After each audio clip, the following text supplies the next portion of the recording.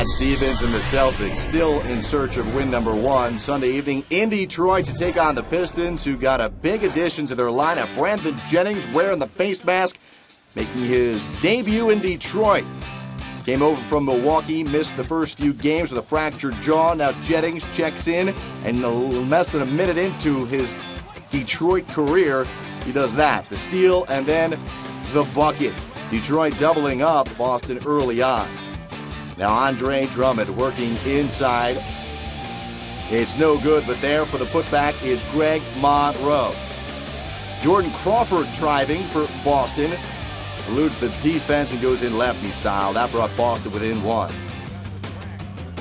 Kelly Olynyk working down low, but he has to deal with a little bit of rejection. Andre Drummond swats it, and it's finished off on the other end by Brandon Jennings. Detroit by 3.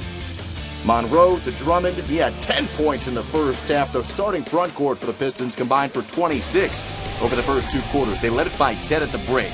Monroe coming in on the offensive glass. Then Monroe attacking. He had 15 points, 7 offensive rebounds. He was a perfect 3 of 3 in the third quarter. Kelly Olynyk, 15 points, 63-54. Boston still trailing. Now Jordan Crawford running the break. And then he finds Avery Bradley, the spot up 3, capping a 24-9 Boston run to tie the game.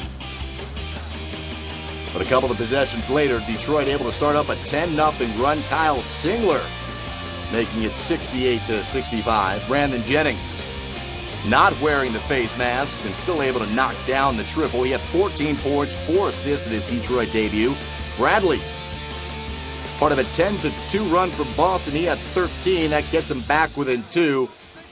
But another new addition for Detroit. Under a minute to go, Josh Smith, 15.7 rebounds in Detroit, ends up with a double-digit victory, keeping Brad Stevens and the Celtics winless at 0-3.